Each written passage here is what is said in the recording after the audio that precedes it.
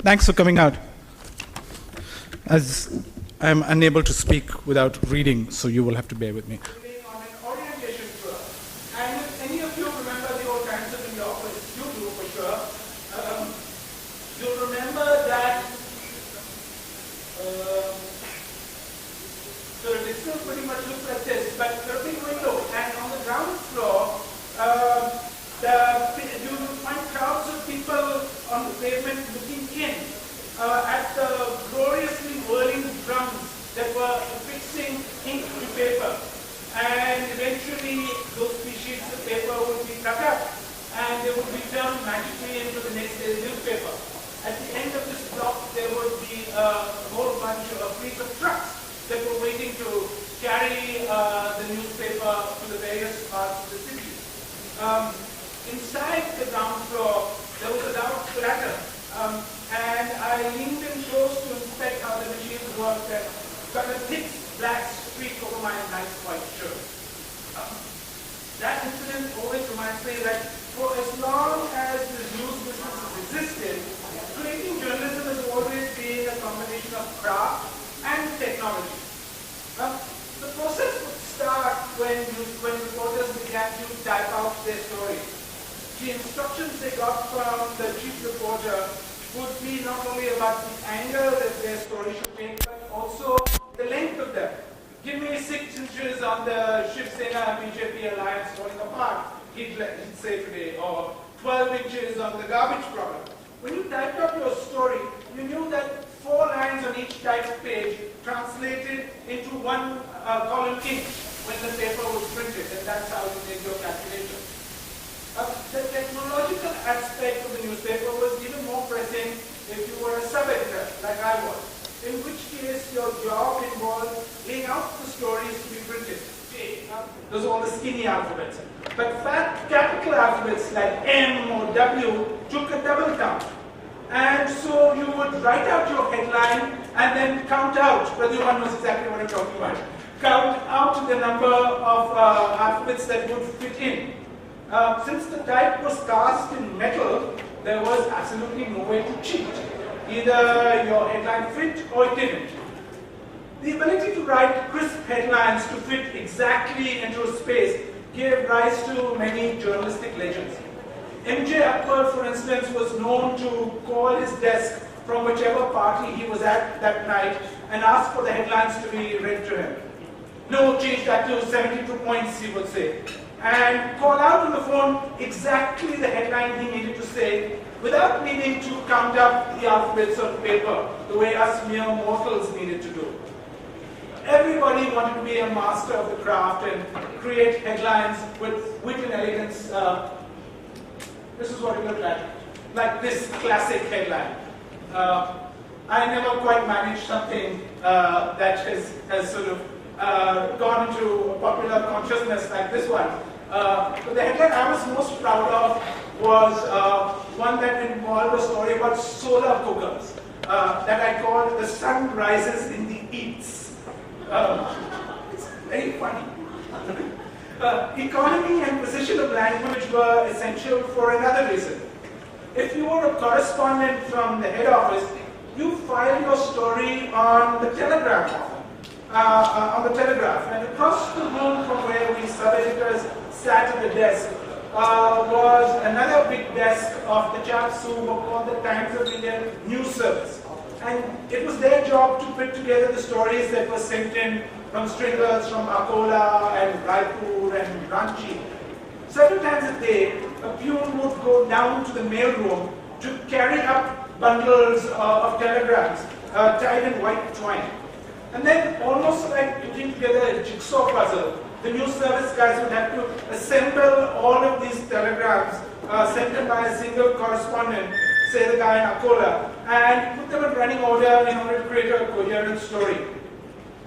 The telegraph, if you've ever used it, and in India we used them until last July, is a notoriously unreliable machine. You never knew when it was going to break down. And more than a century and a half after that machine was invented, contemporary journalism continues to use a structure that's evolved because of the fickleness of the telegraph machine.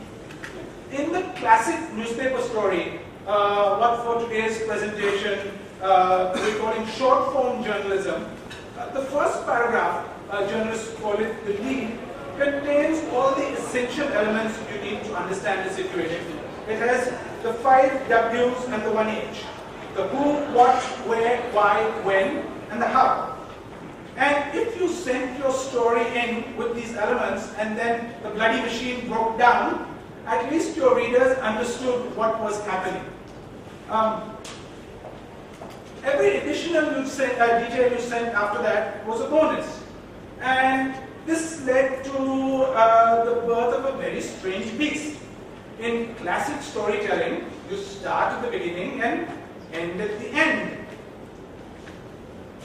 This is the way it would be. In a journalistic story, you do it in reverse. This in journalism is called the inverted pyramid. The most important thing is actually at the top, the thing that supports the story, and then you work your way all the way down to the bottom. Since journalists love to create mythologies about ourselves, we've created our own set of stories about the telegram machine and how creatively it can be used. So for instance, the story is told that when Kennedy got assassinated, the correspondent for Reuters and the Associated Press were on hand. They both made a mad dash to the telegram office, and the guy from the Associated Press got there first. So he scribbled out a telegram saying, Kennedy shot. And then he pulled out his pocket Bible and began to tear up pages and tell the guy, transmit this now, as a way of jamming up the telegram machine so that the Reuters guy would wait. Now, I never figured out that was actually told to me because Catholics are supposed to carry a Bible all the time, or whether journalists are supposed to screw their rivals. But that was that. The telegram also gave us a sense of other practices. For instance, you try not to use the word now. Manish hates this, and just took me to task for writing a story about Deepika Padukone. Now, this in classic journalism, you wouldn't write that, and you would say Deepika is unlikely to win a Filmfare Award because if the telegram guy sort of pressed a couple of wrong buttons, you get this. She is now likely to win this. And so you were always making up these things in your head to make sure that you were beating this machine. By the 1960s, some editors and some fancy journalists decided that this pyramid was too old-fashioned for them. And they decided that they would adopt the techniques of the techniques of the novel to the realm of non-fiction. And they decided to call the thing they were doing new journalism, with a capital N and a capital J. This disease took a little while to spread around the world, but it's finally got to India, even though the Ebola virus has not. Now, every 21-year-old job application I meet gives me a little sneer when I ask them if they can write quick news stories, and they tell me, of course, that they only want to do long-form journalism, which is another name for this disease. It's given rise to stories like this. Take a minute and read that paragraph and tell me what you think the story is about. Any guesses?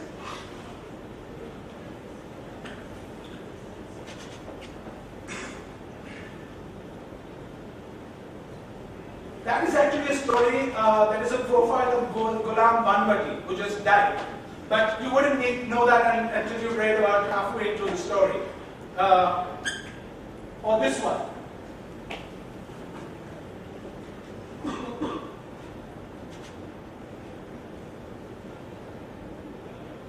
This is from the New Yorker. It's actually a story about internet privacy.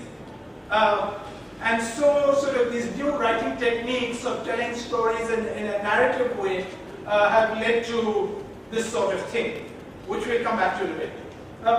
Long form is a little like that gym membership that you have.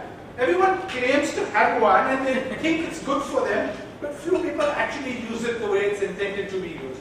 So everyone claims to read the popular long-form magazines of our time, but their circulation numbers actually suggest that all these people are bloody liars.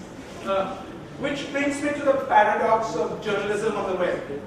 The web has infinite space, so you can write as long as you want to without needing to count 4 inches to a line and trying to fit the type into a metal frame.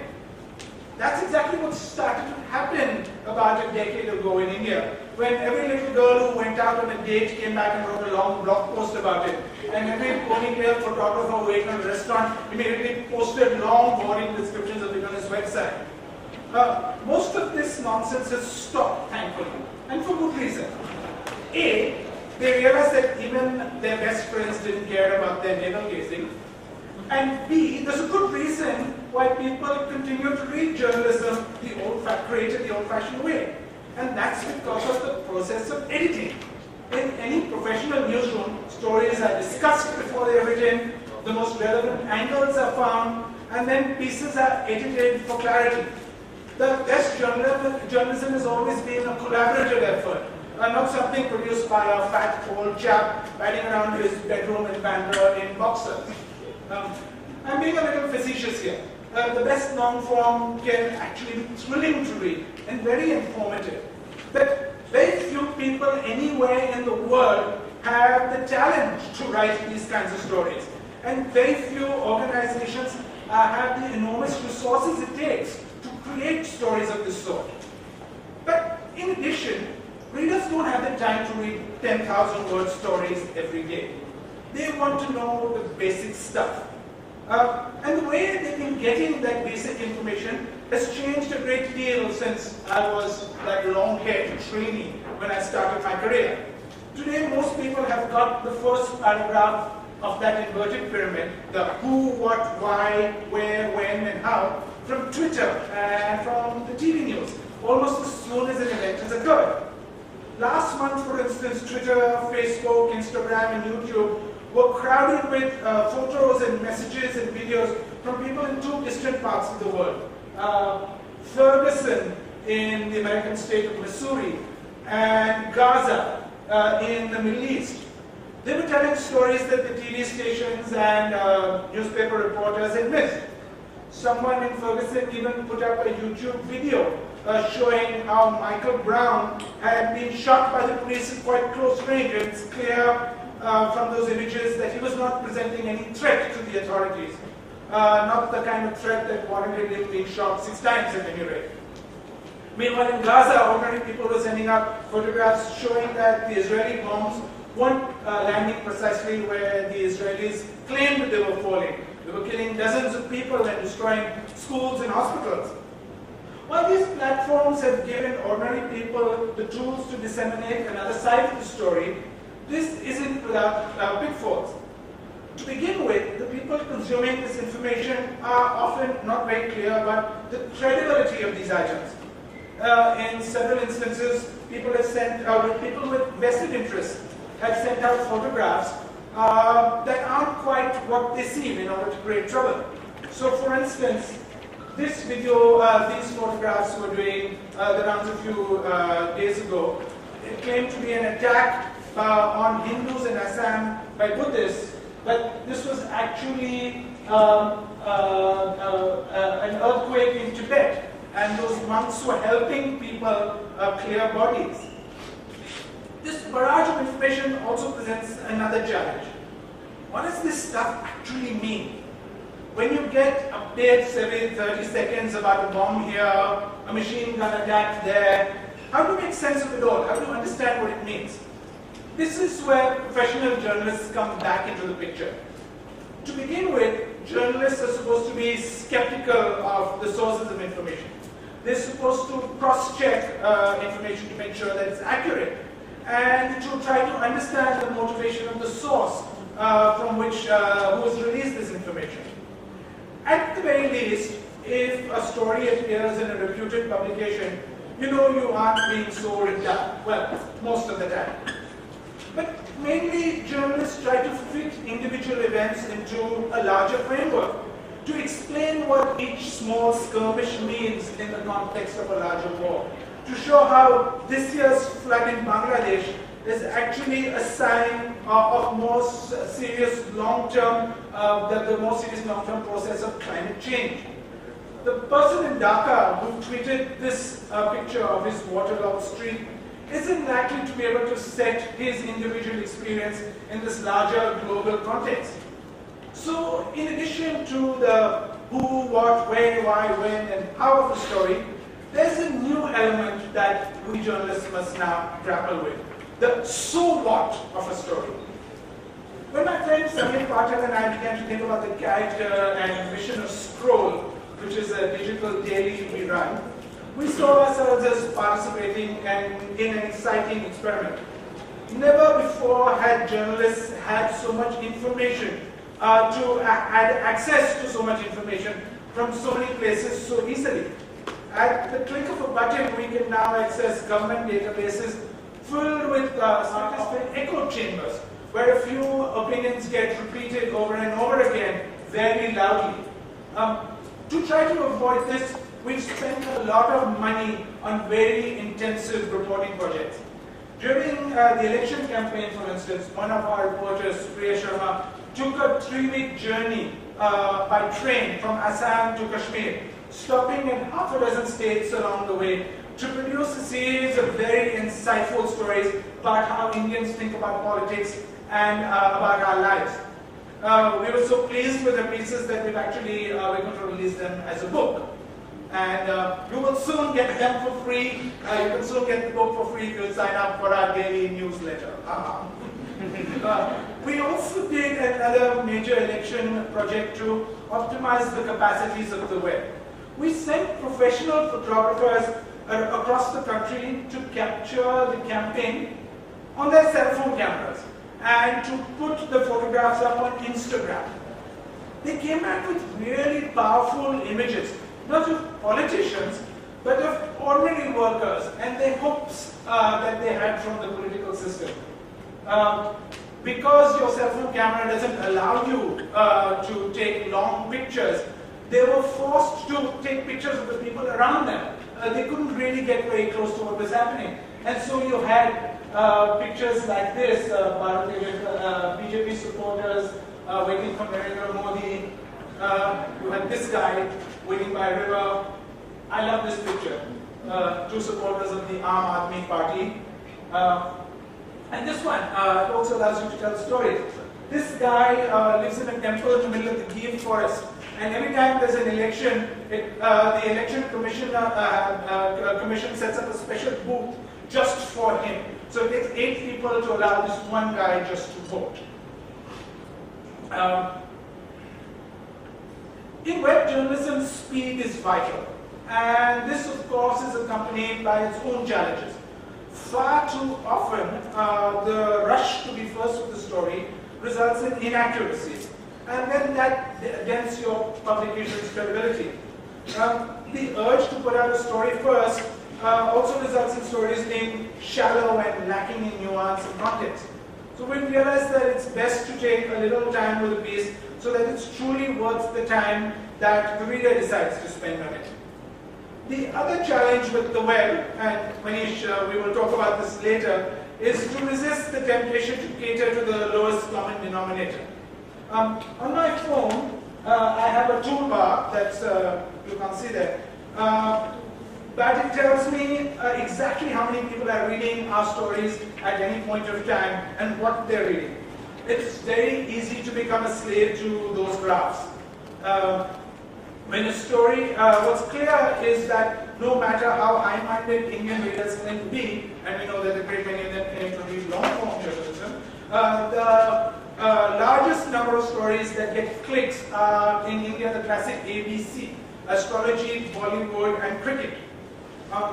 If we were only interested in capturing the largest number of eyeballs, though, all we'd be doing was clickbait stories about Katrina Kaif and Sachin Tendulkar's dog. But this has its pitfalls.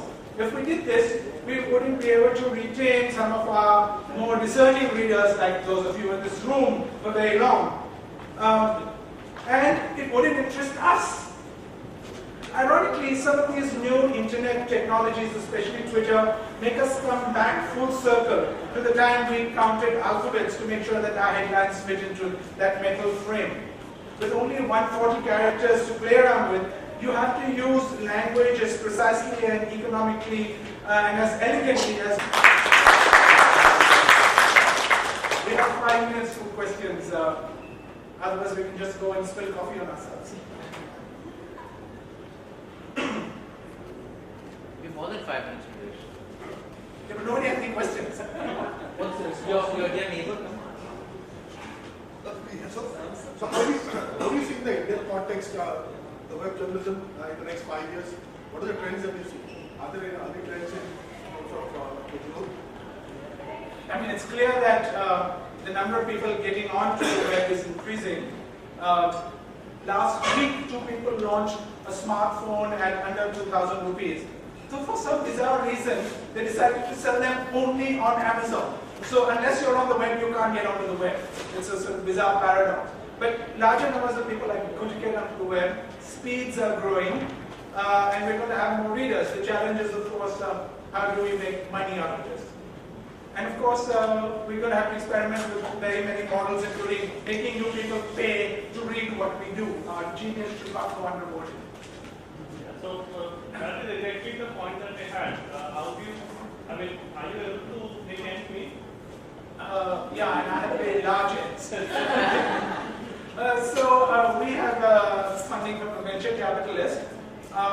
We don't have any advertising on the site yet, and the main reason we've done this, we launched about 6 months ago, is that we wanted to build our numbers to a sufficient number to be able to go to advertisers from a position of strength. We were hoping to reach the modest target of about 200,000 readers by the end of the year. We were a little taken aback because now we have about 3 million, we've hit about 3 million readers since we started. This allows us to go to people. No, that's you, thank you. And so this allows us now to set up deals that are much more fair. How this venture will be, it's different from other newspapers, those who are having their e-paper, and how you differentiate this kind of initiative or venture? We don't differentiate it. We just do the best journalism we can and hope that people will see the difference. Smithy knows, and she was my last boss. I have no great faith in surveys or target audiences or any of this. I believe in you go with your gut, and so far it's worked. So through social media, the audience reaction and readers' reaction to what you have written is very easy and it's very quick, apart from long form, because they write a letter, first they write a letter and then reach you, and you choose to put it on paper or not. So what is your... Yeah, we think the audience reaction most often is nonsense. And so everybody sort of has had comments pages, yeah. And they love this because the more trash you write, the more people fight with each other and drive up your numbers. That does not contribute to an informed public discourse. So we, in a very quaint way, have a little line at the bottom saying you can write an email to the editor at letters@scroll.in. And that's what our readers do. We get a whole bunch of letters.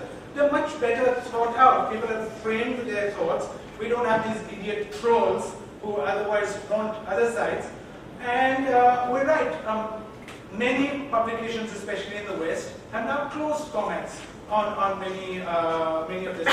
The New York Times doesn't do that. Scientific American started this trend a few months ago. So yes, readers, the kind of people who spend far too much time on the internet, don't really frame their thoughts very well, and they don't really contribute to taking a discussion forward. Yeah, how important is indexability and shareability for you? I mean, Fox Store. The shareability is very important. And what about indexing, say on Google News or on Yahoo? Or You know, I mean, do you look at that? Is that no, because you spend your whole life trying to figure out the Google News algorithm and keep changing your headlines so that it shows up. I'd rather be spending the time writing stories and editing stories and hope that people will find them. And so far we're very encouraged by the response we have. 50% of our readers every day are returning readers. And so it's clear that we've built up a core audience. Not all of them return to see the Deepika story.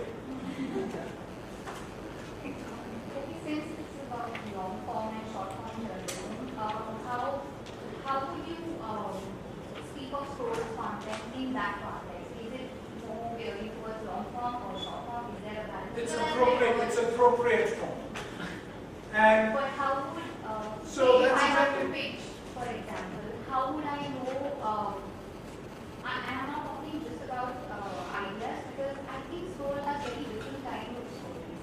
So maybe there is politics, there is culture, yes, these two are very clear in my head, but as, let's say, a journalist, if I want to pitch to scroll, what should I do in mind? you tell me what the story is. And if the story is interesting to me, we accept it. And we've run very long stories. When the election happened, we also ran a fellowship with Caravan, and they produced stories that were 10,000 words. We have stories that are as short as 400 words. It all depends on what the story takes to be told satisfactorily. Who's the average reader? A person who reads scroll. You and him and anybody else who cares. I don't care. Can I tell you what I read about scroll? If I see something about the BJP Sena split, I probably skip it. But if I see something about old Bombay history, and I know it's written by you, I probably go through it. Because that is something very exclusive to scroll, which I will not get elsewhere. But that's what gives publications character. You have a whole bunch of things, and different readers are drawn to your site for various different elements, and sometimes they will chance upon the story next to that if they find one thing interesting. And our BJP Sena stories are really quite interesting. Oh gosh, he's going to ask me something. If I can just move a little away from scroll and ask you a question on short form journalism. Does it worry you that the gatekeeping standards in short form journalism and the fact that you have the media, the technology has allowed the democratization of the media. So you have all sorts of people. For instance, there are charges of people, of bloggers, for instance, taking money to write. And there are people who are conducting sections here who also do that. Right? So does it worry you that there are no gatekeeping standards, and the fact is that the lay reader doesn't really isn't aware of the fact that X publication doesn't have any gatekeeping standards and Y does? Yeah, but in the end, some of what I said is it all comes full circle. In the end, when they put Deepika's cleavage on that front page, it comes full circle. People, there's a tremendous backlash against the Times of India last week, and eventually people, I think readers are, I want to believe they're more interesting than the trolls who send us those awful comments. But I think that it will find its level, and in the end, people will decide what is credible, what is not. The Economist, exists after all of these years. The gossip magazines of that time don't. I don't know. What's your? You the thing look is at this much more closely. Bombay Times, when it was launched, the circulation of the Times of India went up 16%, thanks to the fair offer in Bombay Times. So to say that the newspaper, the public rejects trash is possibly incorrect. No, I agree, which is why the Sun has such enormous circulations. And in the end, like I said, it depends on what you feel happy doing and who you think you're writing for. I don't know, we think we want to write for an audience that's intelligent and informed. But when we did that Deepika story last week, we got 100,000, 150,000 reads on that. It's the the thing is, for instance, I run a B2B site, and despite the fact that there are advertisers, Times of India advertisers on my site, I still criticize them. So, and they continue to advertise. So, in a sense, what you're saying, good content does help, but it is worrying that gatekeeping standards are. I agree. But it's also, I think at some stage you have to decide what you think a reasonable audience and a reasonably sustainable audience is. So if you wanted to have, to hundreds of millions of people, what you wrote would be different. And if you decided that your economics work at 3 million, 5 million, 10 million, what you would do is different. We see ourselves as sort of at the lower end rather than the higher end. And we think we can make it work that way. Is there a certain number of stories that you do a day? And are you sticking to that number, or is it okay, just do 2 on a certain day and do 10 next? No, I mean, again, your traffic is a multiple of how many stories you have on your site. We have a small desk, it's me. So how many stories we can put up depend on how much I've slept the previous night, how much I've been able to persuade my reporters to turn out. But it's usually very, it's never less than 10. It hasn't been below that. One of the things that, because you don't have a certain quota of content that you have to churn out, it allows you a lot of flexibility in terms of how much you want to put out. So one of the side effects of this thing is that there are a lot of contributors that an online journal can have compared to a newspaper, where a newspaper has to have a certain amount of news anyway. But an online journal can have a large fluctuation in the amount of content that is put out. Yeah, I think you have a certain minimum amount of things. I mean, the thing is, we wouldn't exist without the newspapers. The newspapers give us the meat and potatoes of the news every day. And for now, sites like ours, we sort of dress up the news. We tell you why that news matters, but you need that newspaper as the foundation for what's happening. This is the difference between if you see yourself as a site that people look at occasionally, or you see yourself as a destination site. Now, even this whole idea of a destination site, as you know, is sort of losing value because people sort of chance upon your story through Facebook or Twitter. They don't necessarily come to your homepage every day. And we are designed so that people don't necessarily look at us on a homepage. We don't have much of a homepage. Each of our stories works as an individual blog. But we do think that if you come to scroll every day, you should have a reasonable idea of what's happening in the world and what's happened in India specifically. So my question is, do you need people on the road as staff reporter, or can you Yes. run the entire thing? There's a good reason that how many freelancers a year? So there's a good reason people are freelance often. It's because they can't find a job. No offense meant. Especially if you're in the news business. The news business works on the fact that you pound that beat every day. You go to the political party offices. You know those guys. Those are relationships that are being built up. And it's a give and take. Those guys want to see what you've written while they're talking to you every day. You can't be a freelancer doing that. So yeah, we have a staff of about 12 journalists now. I think we'll grow to about 20 by the end of the year. I saw the compliment to that, from the metal typeface days to desktop publishing to a completely online form. You managed to reinvent yourself and yet maintain the quality of journalism. So I think I'd also be able to look at it and laugh at it. And I think that's what's amazing, is we have to be able to step back as a journalist and, smile about it. And something, like I said, some things haven't changed. How you tell a story, what a good story is hasn't really changed.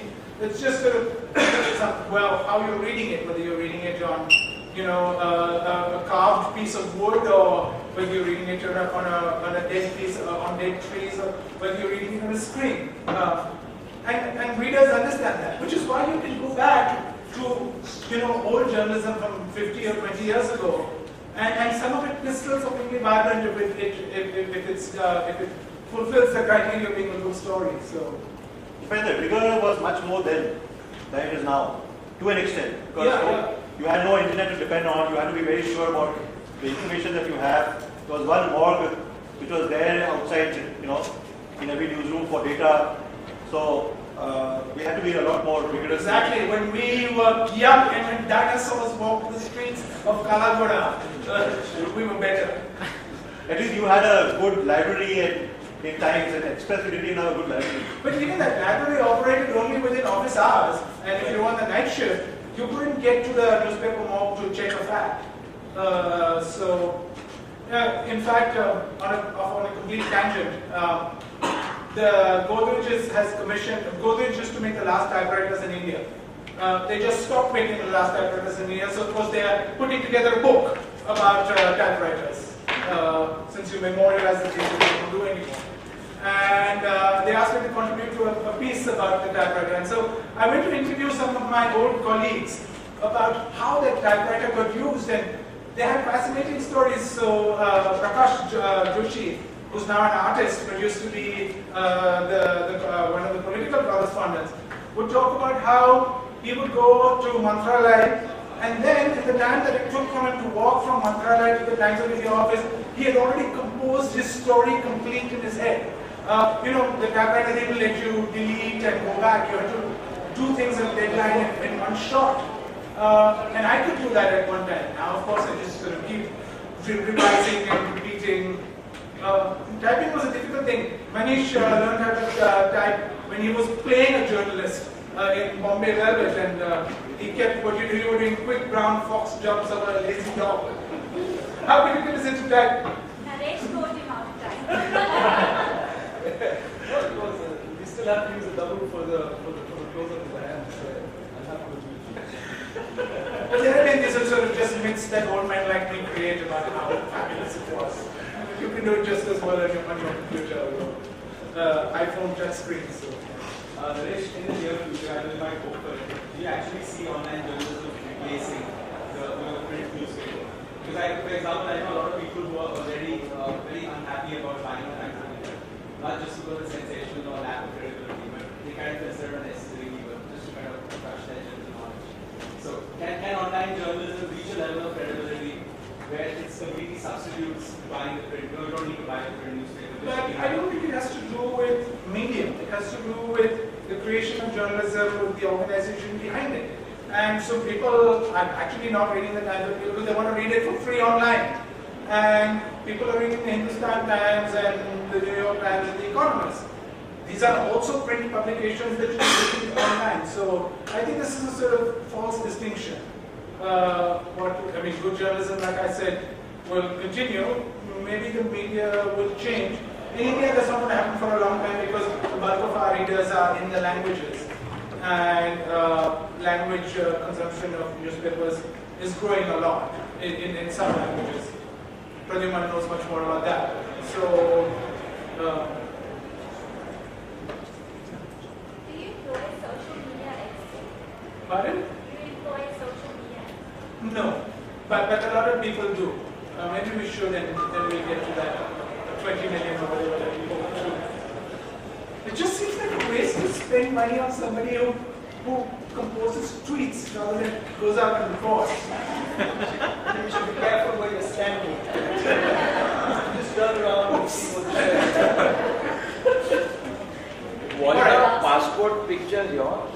Pardon? That's me, that's me. No, the passport picture earlier. Yeah. That was also me. When I had hair, when I was young, when dinosaurs walked the streets. I was Alright, thanks. No, one more. Oh, there's one more. Yeah. So, in social media, the news comes first and then the journalists pick up the story and write. Like, just classic examples, because it is all over the social media. People read about it, people know about it, and then stories start flowing in. So, do you think it will be redundant at one point of time? People will go to a news channel or a news medium to read about it? No, because you're getting little driblets of information, but you're often not sure how accurate that is. A perfect example of this, for instance, was during that Boston bombing, where they decided that some poor Indian kid who was depressed was the Boston bomber. You need trained journalists to sort through all of this mass of stuff to pick up the bits that really make sense. So, all right, thanks. You've been a nice audience.